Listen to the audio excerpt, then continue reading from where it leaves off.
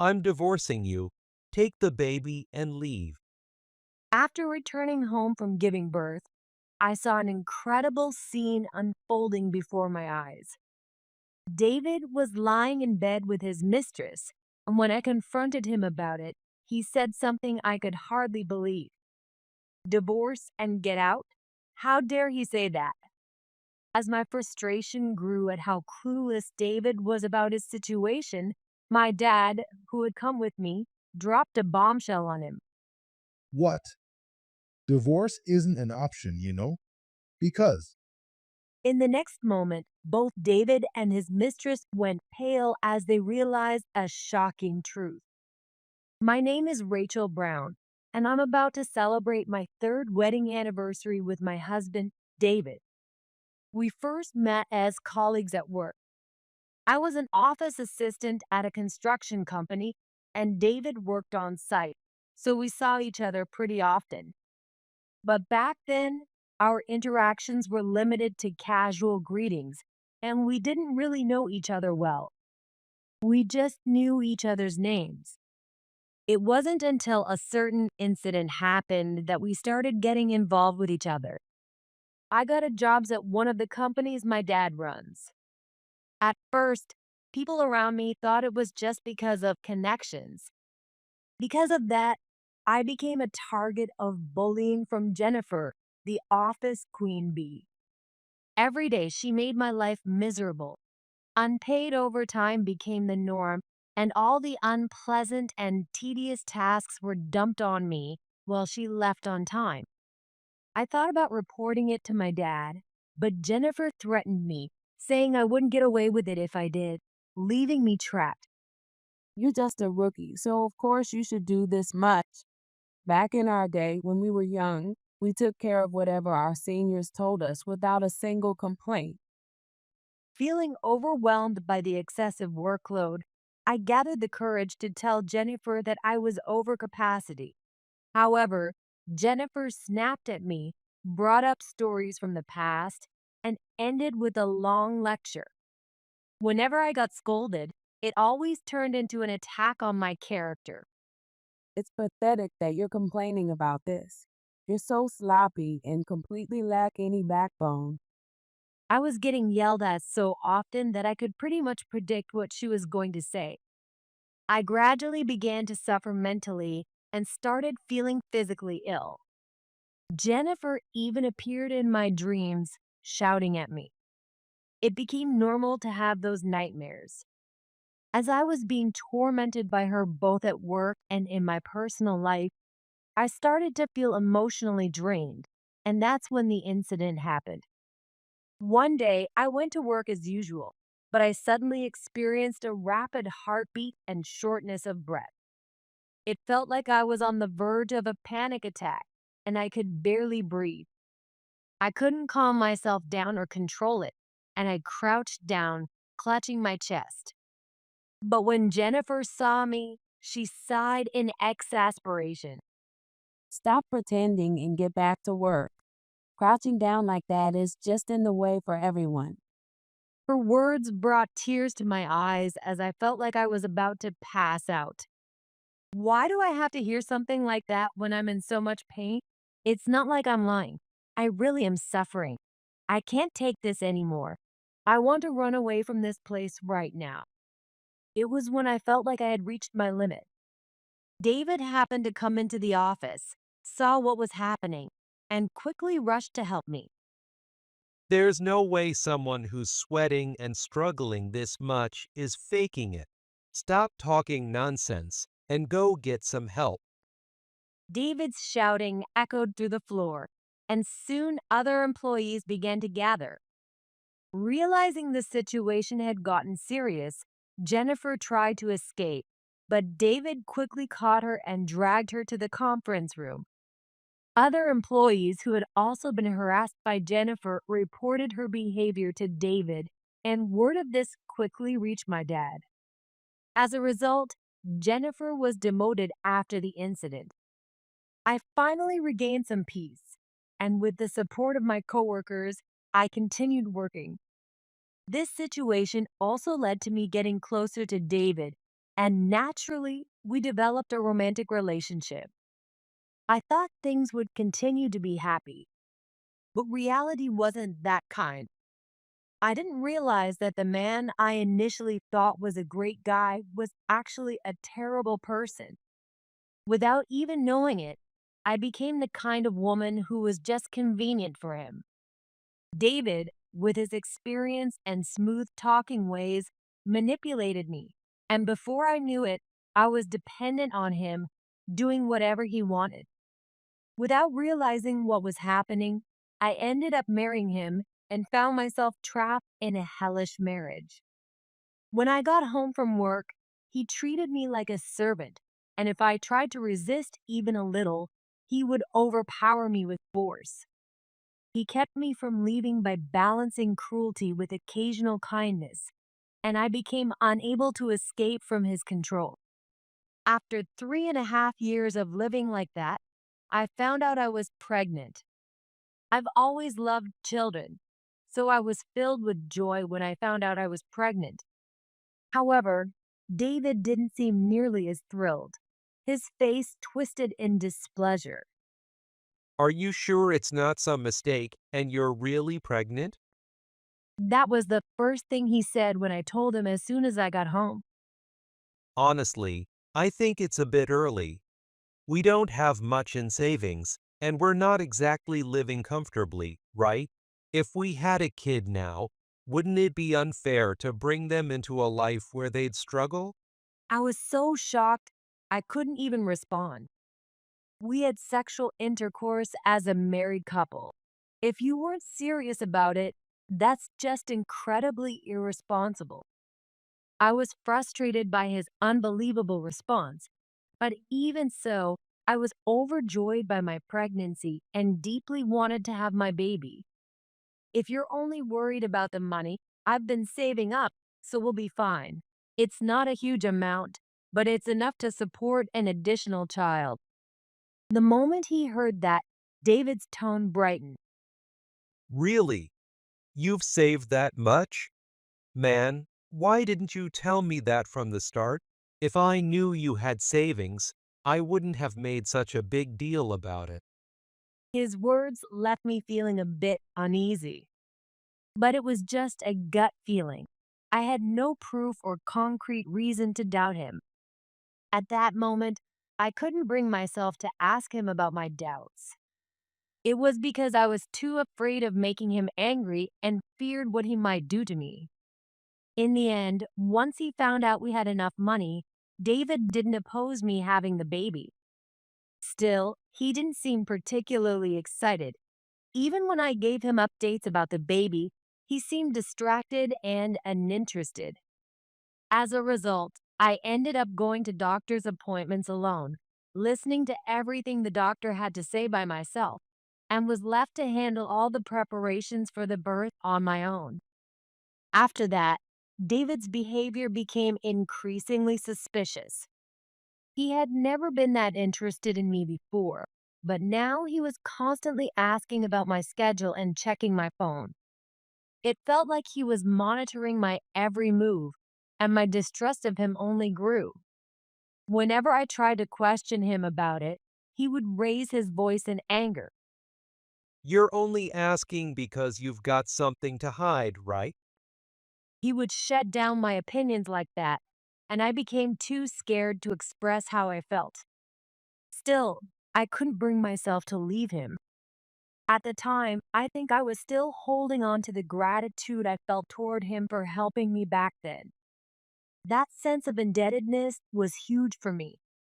Besides, David could be kind and thoughtful when he wanted to be. The balance between his kindness and cruelty wasn't enough to push me to leave just yet. I was completely caught in his trap. My parents were concerned about my condition. They couldn't stand to watch me anymore and suggested I return home to give birth. You were about to have a child. You'd feel more at ease with support around you, wouldn't you? You tend to carry everything on your own shoulders and don't complain. You should come stay with us for a while after your baby is born. I can handle the housework And you don't know many people where you are anyway, do you? They were right. I didn't have many friends and no one I could easily turn to for advice on raising a child. I didn't want to push myself too hard and risk it affecting the baby. Grateful for their offer, I agreed to return home for the birth. On the day I was supposed to leave for my parents' house, David dropped me off and immediately tried to leave. I still have work to do, so I'll be on my way now. David ignored my mom's offer to stay for a coffee and hurried off as if he were escaping from my dad. Watching him leave, my dad frowned in suspicion. He's still the same, isn't he? Apparently, my dad was quite the wild one when he was younger and had become somewhat of a legend in high school. Since David went to the same high school, he knew all about it. After graduating, my dad worked his way up and now runs multiple construction companies. He's highly respected by his employees. And at the same time, the respect everyone has for my mom is equally remarkable. My mom was also famous in her youth, known as a bit of a rebel, and was just as popular as my dad. At first, I thought it was because she was my dad's wife, but I eventually realized that the truly frightening one was my mom, not my dad, and I learned this when I was a child. One day, I overheard some employees talking about my mom, and she caught them in the act, giving them a harsh scolding. The scene was so terrifying that from that day on, everyone feared her even more than my dad. After returning home from my birth, I was treated like royalty. The employees were all kind and helpful, jumping in to assist me with everything. If I so much as tried to carry something heavy, everyone would shout at me in concern, and for the first time in a long while, I felt the warmth of people's kindness. Thanks to their support, I safely gave birth to my first child, a baby girl. My parents and all employees were overjoyed, but I couldn't shake my feeling of unease. Are you still thinking about David? Yeah, David hadn't even shown up at the hospital on the day of the birth. Apparently, there had been an error with an order, and he said he'd be late and wouldn't make it in time for visiting hours. So, he canceled his plans to be there for the birth, saying he'd visit another day. The situation was so unreasonable that, for the first time, I raised my voice. Work can be handled by someone else, but the birth is today. Just today. I'm scared and nervous about this first time, and you're leaving me alone? That's just cruel. Can't you make time even a little? Please come see me. Normally, I would have just accepted it as part of his work, but this was the birth of our child. I felt this was far more important than any job, and I couldn't hold back my angry words. But the moment David heard my words, he responded with something I could hardly believe. Can you not lay that stress on me? I'm already fed up with work piling up. I'll visit after the baby's born, so it's no big deal, right? If you're going to keep giving me a hard time about this, forget it. I won't bother showing up at all. He said his piece, and without giving me a chance to reply, he hung up. When I tried calling him back, his phone was off and I couldn't reach him. In the end, I faced the birth alone. Our baby was born safely. After my daughter was born and I had calmed down, I realized that things couldn't go on like this. So, I decided to text David and tell him about the birth. I thought this might be an opportunity to finally talk to him. Congrats. But all I got in return was that short, cold response. There was no further contact from him, and I kept reaching out to him again and again with no reply. I can't go on like this. I need to confront him. I tried to muster the courage to contact him again, and that's when it happened. Rachel, we need to talk.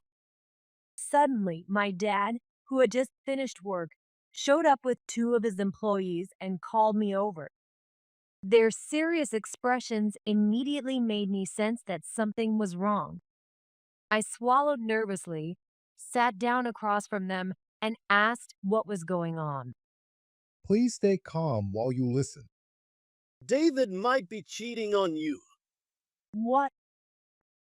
I was speechless at the sudden revelation. As I sat there in shock, unable to process what had just been said, one of the employees placed several photos on the table.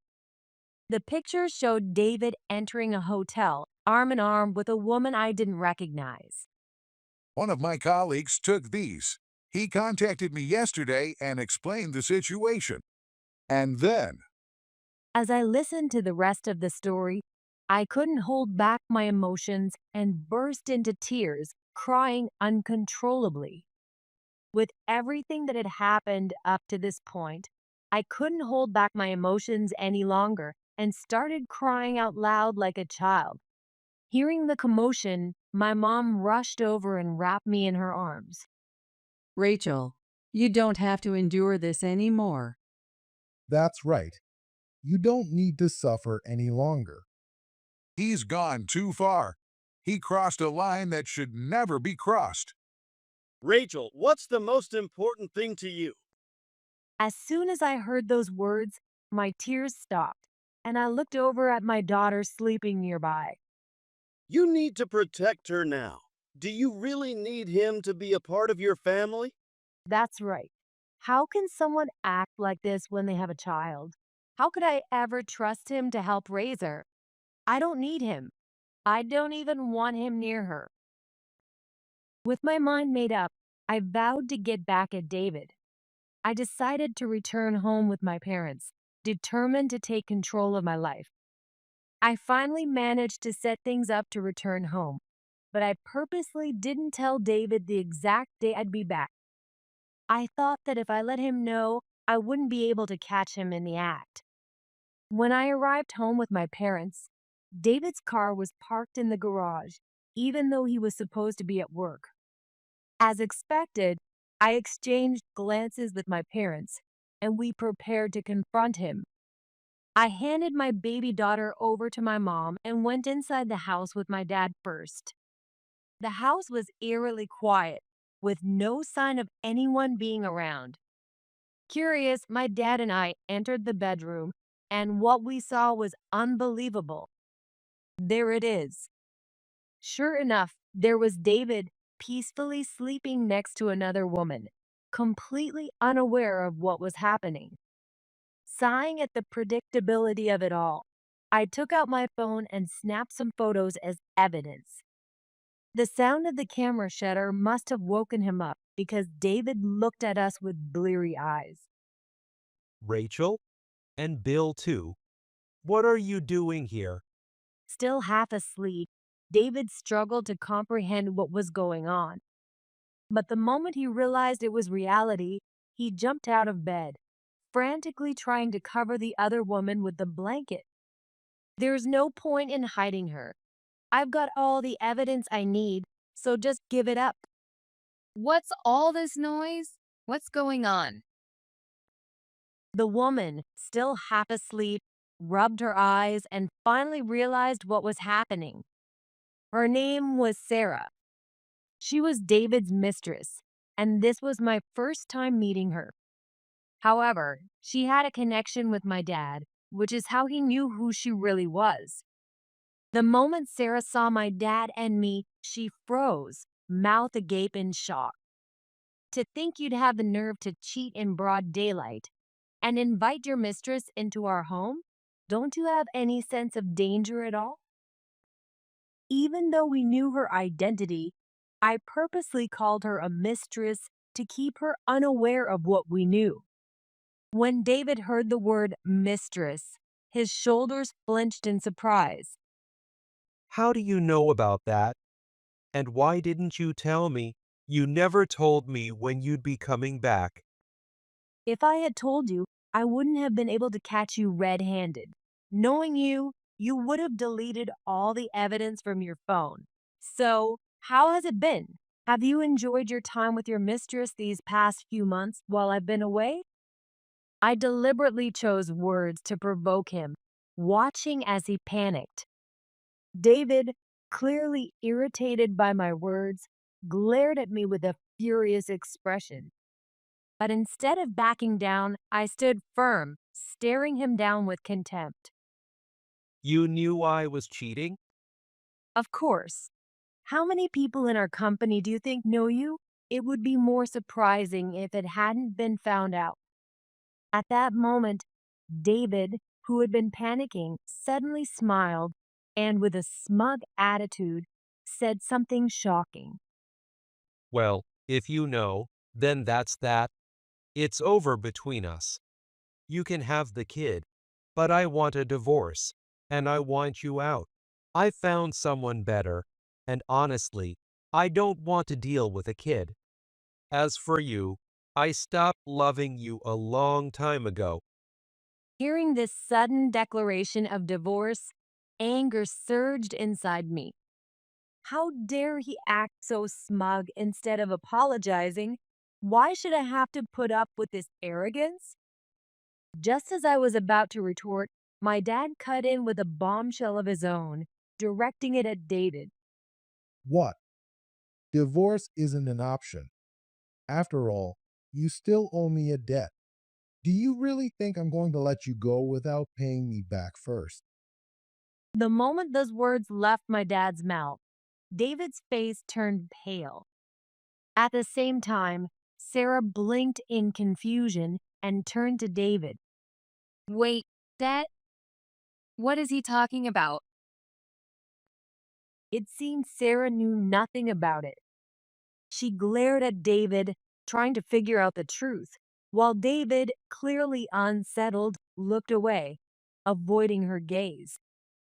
Well, that's David broke into a cold sweat as the secret he didn't want exposed came to light. Having already been told the full story by my dad, I watched their exchange in silence. You thought you could get away with this nonsense without paying me back? Did you really think I'd stay quiet after everything I've done for Rachel's happiness? Well, too bad for you. I've already told Rachel everything, so there's nothing left to hide. My dad's words hit the mark, and David's face was a mix of shock and disbelief. David had taken advantage of my parents' kindness toward me, thinking he could get away with his behavior. But now that I had resolved to take action against him, my dad no longer needed to hold back. In front of an unsuspecting Sarah, David was left humiliated. From the looks of it, she doesn't know your situation, does she? Well, let me tell you something, miss. Sure, he's treated you well and made you feel special, but none of it was with his own money. It was all borrowed, money he got through debt. What? Sarah's face immediately showed her shock at this sudden revelation. However, she still looked at David as if unsure whether to fully believe it. Seeing this, my dad, determined to convince her, made a phone call. As if on cue, my mom entered the room shortly after. I know it's hard to believe, but let me share something even more unbelievable with you. With a sly grin, my dad handed Sarah a document my mom had brought with her. David instantly knew what it was. stop. Don't show her that. Panicking, David tried to snatch the paper from my dad, but he was no match for my dad's sturdy build. Undeterred, my dad placed the document in front of Sarah and revealed the shocking truth. This guy's a loser who racked up a huge amount of debt through gambling. Gambling? Sarah looked at the document in disbelief. It was an IOU. This is proof that we lent him money. Our lawyer drew up this agreement. The IOU clearly stated that David owed my dad $20,000 with David's signature at the bottom. It also included a clause stating that if he defaulted, he would face severe penalties, solidifying my dad's claim. My dad then made it clear that the agreement wasn't forced by showing footage from a security camera, proving everything he said was true. He showed Sarah the video he had transferred to his phone, making sure she saw the evidence for herself. See, now you can't say the debt is fake. While Rachel was back home, this guy was gambling and begged me to bail him out. What? You've been lying to me this whole time. You were happy with all the gifts I gave you. I got the money, didn't I? Money is money. Stop acting like it's such a big deal. David had been splurging on Sarah with luxury goods and paying for all their dates, to the point where he had used up most of his living expenses. Sarah, unaware of all this, had assumed David was wealthy and had been easily deceived into becoming his mistress. It was like a con game between two tricksters. I couldn't help but sigh at how ridiculous the whole situation was. You haven't even paid back that money, and now you're talking about divorce and cheating? You've got to be kidding me. My dad, who rarely raised his voice, shouted furiously, causing David to cower and let out a pathetic whimper. David, usually so arrogant, was now like a scared cat in front of my dad. The fear in his eyes was clear as he frantically looked around for a way to escape. That's when it seemed he came up with the idea to shift the blame onto someone else. David pointed at me and, shockingly, began to make me out to be the villain. This is all your fault for getting pregnant. If it wasn't for the kid, I wouldn't have had to do any of this. What? I frowned, unable to comprehend the absurdity of his words, as David, seemingly confused, continued to lash out at me with even more unreasonable accusations. If you hadn't had the baby, I'd still have my freedom. I only married you so you'd take care of the housework. I never even wanted a kid. David's cruel words continued to flow, completely unfazed, even in front of our child. My mom, not wanting my daughter to hear such awful things, gently covered her ears while I glared at David in disbelief. I'd have to prioritize the kid, and even after work, I wouldn't have any free time. I can't stand that kind of life. So, I figured I'd blow off some steam before it all happened. And then, It turns out David had run out of money for dates, so he turned to gambling, pouring money into it. As a result, he racked up a debt of $20,000 in a single day and, panicking, begged my dad to bail him out. But that wasn't the only shocking revelation. So, what did you do to repay that debt? Under the pressure of my dad's demand, David hesitated, avoiding eye contact. As I glared at him, he finally gave in and muttered something under his breath. I used the savings. Speak up. David, clearly embarrassed to say it in front of Sarah and me, mumbled his words.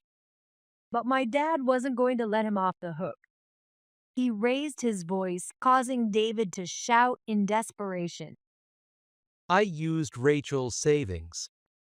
Hearing this, Sarah's mouth fell open in disbelief as she stared at David. He didn't attend Rachel's childbirth because he was trying to win back the money he lost from her savings. On the day Rachel was giving birth, he was at the casino. The excuse about work was a complete lie. My dad looked at David, who was now hanging his head in defeat, and with a look of utter disappointment, continued speaking. My mom chimed in, adding to the story. One of our employees just happened to be off that day and saw him at the casino. They said they were shocked to see someone they knew there, making a scene, and admitted they felt embarrassed just being in the same place. The truth is, we were able to notice David's strange behavior thanks to a tip off from one of our employees.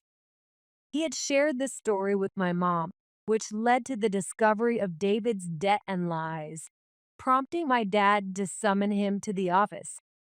At that time, my dad had no idea that David was also cheating. Believing in David's promise to repay the debt, he reluctantly agreed to help him. However, determined to hold David accountable, my dad made sure to impose a strict penalty if David failed to keep his word. He probably thought everything would be fine as long as his cheating didn't get exposed. This is exactly what we mean when we say he was careless. David, unaware that the employee worked for us, had openly confessed his situation. Regretting his loose lips, David clicked his tongue in frustration, avoiding everyone's gaze. Do you remember what you said when I bailed you out of debt? Well, You said you'd pay the money back and begged me not to tell Rachel. You promised that you'd never make her cry again. You said that if you did, I could do whatever I wanted with you. You begged for my forgiveness, didn't you? Isn't that right? My dad hates nothing more than seeing his family hurt.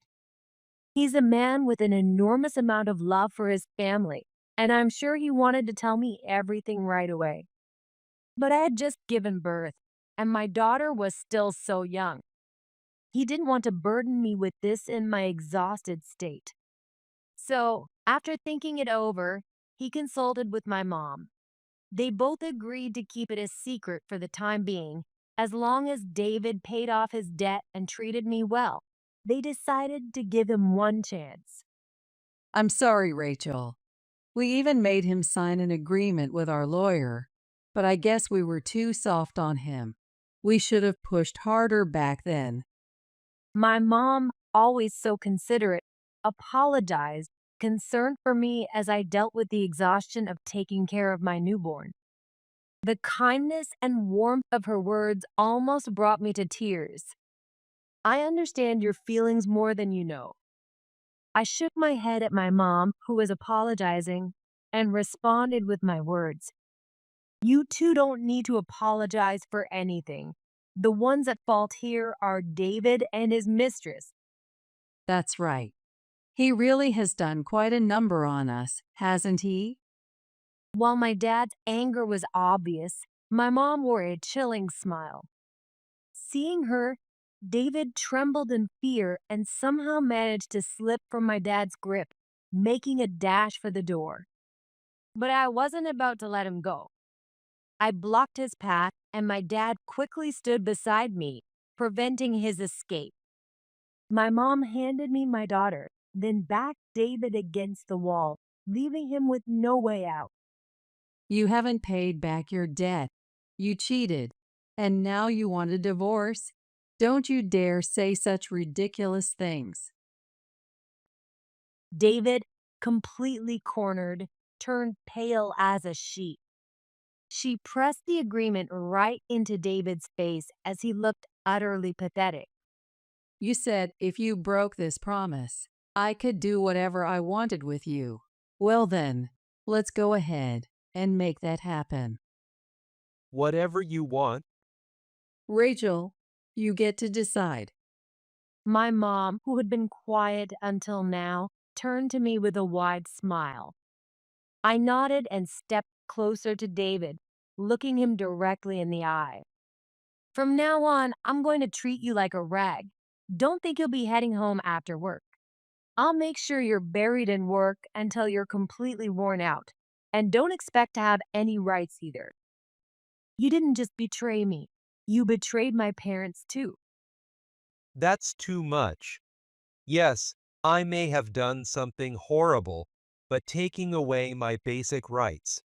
You think you deserve basic rights after stealing from me and betraying everyone? You're delusional. I closed in on David as he spouted his pathetic excuses, glaring into his eyes. When I leaned in and looked directly into his face, he let out a small, frightened yelp, overwhelmed by fear. A simple divorce is far too easy. You'll be working for us for the rest of your life until we're satisfied. You'll be lucky if you even come out of this as a rag. As I stepped away from him with a sinister smile, David finally seemed to grasp what was about to happen. Filled with despair, he hung his head and collapsed onto the floor. Seeing this, Sarah turned pale with fear, frantically looking around for an escape. Noticing her panic, my mom approached her, and Sarah let out a small scream, her body stiffening. You knew exactly who you were getting involved with, didn't you? What? No, I didn't. Caught off guard, Sarah widened her eyes in shock. With a smile, my mom wrapped her arm around Sarah's shoulders. Don't think you can run. We've already looked into who you are and how you met David. Hearing this, Sarah gasped in disbelief. As it turns out, she's the daughter of the CEO of one of my dad's business partners, and more importantly, she's married. My dad, who knew her husband, immediately informed both the CEO and her husband about this situation. Her husband was furious when he learned the details, and the CEO apologized profusely. They both gave my dad permission to handle her as he saw fit, just like with David. We've already received permission from your husband and your dad's company. You'll be living at our company and working hard with no pay.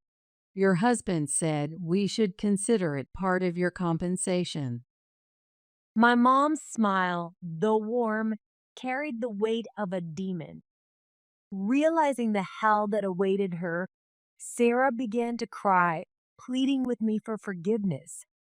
Seeing this, David ran over to me as well, apologizing and begging for mercy. Both of you, calm down. Please stop apologizing. I spoke to them gently, encouraging them to look at me. Maybe they thought they'd be forgiven from the tone of my voice, because a faint glimmer of hope appeared on their faces. But that was never going to happen. With a bright smile, I delivered the words that would push them into despair. Stop apologizing. It's making me sick. Do you really think an apology will fix anything now? It won't undo the past, and it sure won't heal the scars you've left on me. No way. Don't think you're going to escape this. Our company employees are eagerly waiting for you both. By the way, we'll be handling all your living expenses and everything else from now on. Don't worry, I'll make sure you get your pay stubs. With a sarcastic smile, I laid out their fate. Defeated, they quietly followed us. Later, when we went to explain the situation to David's parents, they were furious with him, calling him pathetic. They apologized to me and gave us permission to handle the situation however we saw fit. Since David's dad was a police officer and his mom a lawyer, they promised to fully support us. They even said that if David or Sarah came crying to them, David's parents would bring them right back to us. Thanks to their support, both David and Sarah gave up any resistance and accepted their fate. In the end, I sued them both for compensation. For David, in addition to his infidelity, he had stolen from me. Considering that, I demanded more than double the amount of money he had taken. When he saw the amount, he was devastated, claiming there was no way he could pay it back. But there was no way I'd let him off that easily. If you work yourself to the bone from morning till night, it's not an impossible amount to repay. You're still in your 30s. By the time you're done with your retirement, you'll have paid it off. Of course, you won't have any time for fun. My dad delivered these chilling words with a hearty laugh. Hearing those words, David protested, claiming he'd rather go to prison. But his resistance was futile, and he was soon thrown into a harsh work environment. The department David was placed in required the most intense physical labor in our company, and it was filled with tough men, many of whom were former rugby and football players. Even though the workload was already demanding, David was forced to work even harder to repay his debt and compensation. Every day, he struggled and groaned under the pressure. Meanwhile, as for Sarah, my dad placed her in a new company he had established that handled the collection of waste oil. There, she worked on dirty tasks every day. At first, just like David, she resisted the jobs, which angered my mom. In response, my mom placed her in a department with similar heavy labor to what David was doing. As expected, the workload was too intense for her, and she soon broke down, crying to my mom, begging to be moved because she couldn't keep up. Reluctantly, my mom assigned her to the company she now works for. Many of the employees there are strict, and with Sarah being so sheltered and naive, she was constantly struggling to keep up. For months, she came home in tears every day. But eventually, it seemed she resigned herself to her situation. Now she works desperately, though she's grown thin and pale, trying to pay back the compensation she owes. Both David and Sarah were now trapped in a living hell, suffering daily. While they endured their misery, I was enjoying a peaceful life. Thanks to the compensation payments from them, I didn't need to work until my daughter started school, and I could spend plenty of time with her. However, when my daughter entered middle school and I found myself with more free time, I decided to return to work. Worried about me, my parents arranged for me to work under them, and now I'm back at the family business. My daughter once asked me about David, and I told her everything honestly. I was afraid that she might want to go to him after hearing the truth, but that fear turned out to be unfounded. Why would I ever want to go to him after hearing all that? I'm just glad you're free from him, Mom. As long as I have you, I don't need him. Her matter of fact response left me surprised. She has absolutely no interest in David and doesn't even see him as her dad. Now, my dad has become a dad figure to my daughter. The relationship between my parents and my daughter is incredibly strong. My daughter has become very attached to her grandparents, practically a grandpa and grandma's girl. I'm just happy to see both you and her smiling. I'm sorry for all the worry I caused. I promise you won't have to worry about me anymore. I realized that I didn't need a man to survive. With so many strong, reliable people around me, I knew I could make it on my own. And so, with the support of those around me, I continued to live my life to the fullest.